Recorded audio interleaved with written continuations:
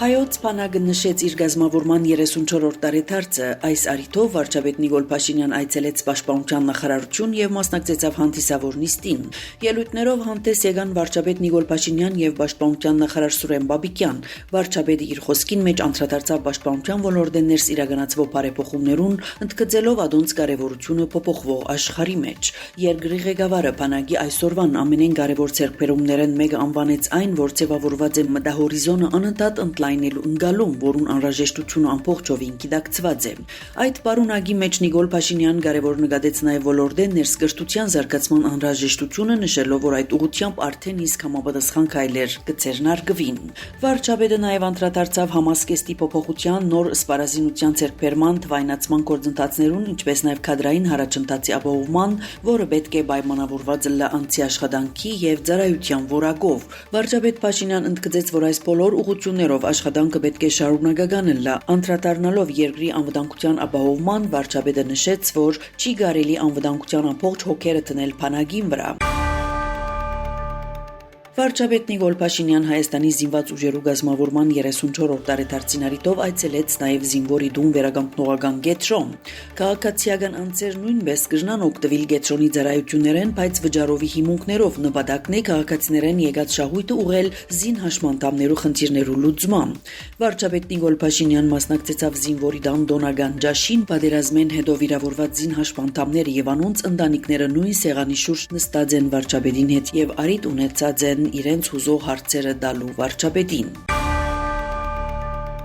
Արտաքին գործոս նախարար Արարատ Միրզոյան ելույթ ունեցավ Ստրասբուրգի մեջ։ Այս տարի գլարանա Եվրոպայի խորհրդին Հայաստանի անդամակցության 25-ամյակը։ Եվրոպայի խորհրդի խորհրդարանական վեաժողովի մեջ ունեցած ելույթին Արարատ Միրզոյան խոսած է Հայաստան-Ադրբեջան հարաբերություններու ղեկավարման ուղղությամբ կատարված աշխատանքի եւ ընթացող զարգացումներու մասին։ Արտաքին գործոս նախարար Արարատ Միրզոյան Եվրոպայի խորհրդի խորհրդարանական վեաժողովի մեջ ունեցած ելույթին տածքին նշեց նաեւ, որ Բաքվի մեջ դակավին բահվող 19 քերիներու ազատարձակումը նշանակալի ներդրում պիտի լար Հայաստան-Ադրբեջան հաշտեցման գործընթացի մեջ։ Արտաքին գործոս նախարարը շեշտած է, որ թեև վերջին տարիներուն Հայաստան ցավալի փորձություններու ենթարկված, սակայն կատարեց խաղաղության հստակ եւ գիտակցված ընտրություն, ձեռնարկելով վճռական քայլեր, որոնք թույլ տվին հարավային Կովկասը շարժելու դեպի խաղաղություն։ Միրզոյան նշած է, որ մասնավորապես 2025 թվականի օգոստոս 8-ին Վաշինգտոնի մեջ կայացած խաղաղության գագաթնաժողովը նշանավորվեցավ պատմական շրջադարձային բահմը Հայաստանի վարչապետին եւ Ադրբեջանի նախագահային համատեղ հռչակագիրի ստորագրությամբ, որտեղ Ամերիկայի նախագահը որպես վկա էր։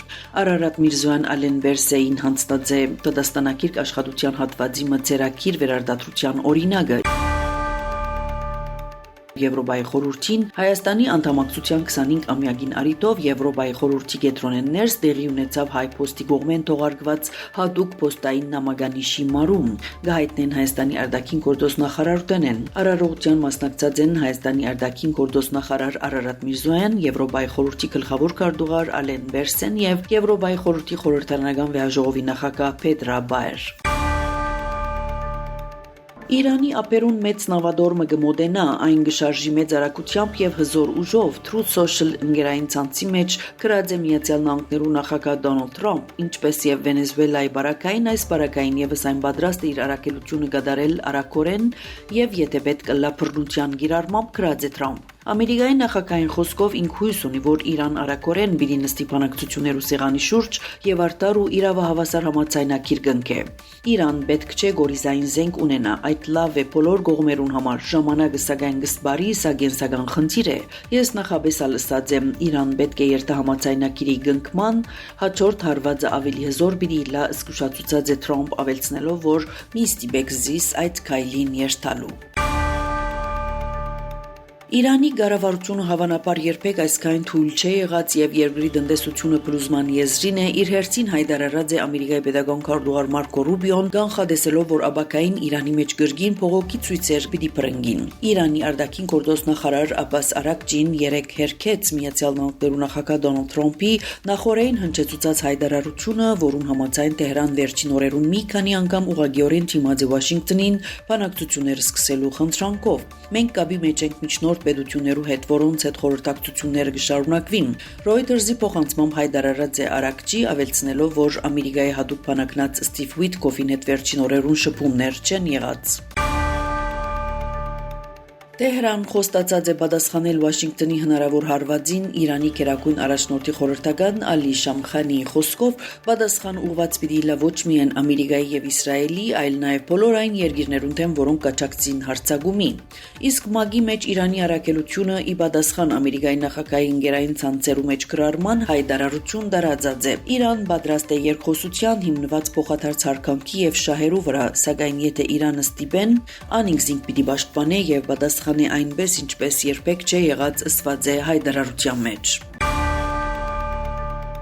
Ռուսական կողմը Ուկրաինա նախագահին Մոսկվա գհրավիրե։ Մենք Զելենսկին գհրավիրենք Մոսկվա, եթե անպատրաստ է հանդիպելու Ռուսաստանի նախագահին հետ։ Ռուսաստանի pedagogan հերոստանգերության դված հարցազրույցին մեջ հայտարարած է նախագահ Պուտինի օգնական Յուրի Ուշակով եւ ընդգծած, որ կերաշխավորեն Զելենսկիի անկդանկությունն ու աշխատանքի անհրաժեշտ պայմանները։ Նույն հարցազրույցին մեջ ռուս պաշտոնյան նաեւ նշած է, որ Պուտին-Զելենսկի բանակցություններու գազམ་ակերպման առիթը առաջարկած է քննարկել Միացյալ Նահանգներու նախագահ Դոնալդ Թրամփ։ Այս հարցը քանի անգամ քննարկված է Պուտինի եւ Թրամփի հեռախոսազրույցներու ընթացքին, նշած է Ուշակով։ Երեկ Ուկրաինա արտաքին գործոստնախարարը հայտարարեց, որ Ուկրաինա նախագահը պատրաստ է հանդիպելու Վլադիմիր Պուտինին հետ եւ քննարկելու երկու հարցերը, որոնց շուրջ Աբու Դաբիի մեջ անցյալ շաբթվան երագոն բանակցություններու ժամանակ կողմերը չհամաձայնեցան։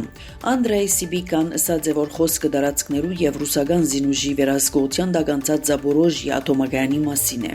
Վլադիմիր Զելենսկին օրերս մեկնաբանելով Ուկրաինա, Ռուսաստանի եւ Ամերիկայի ներկայացուցիչներուն երկու օրվան հանդիպումը ասաց է, որ Աբու Դաբիի մեջ անցյալ շաբթվան վերջը կայացած երագոն բանակցություններու արդյունքներով խնդրահարույց հարցերը բացած են։ Ուկրաինա նախագահը հասկացուցած է այս հարցով Կիևի դիրքորոշումը անփոփոխ է։ Երկրի դարածքային ամբողջականությունը պետք է հարգվի, իսկ փոխզիջման բոլոր կողմերը պետք է պատրաստ լան։ Աբու Դաբիի մեջ գիրագի գրգին բանակցություններ կսպասվին։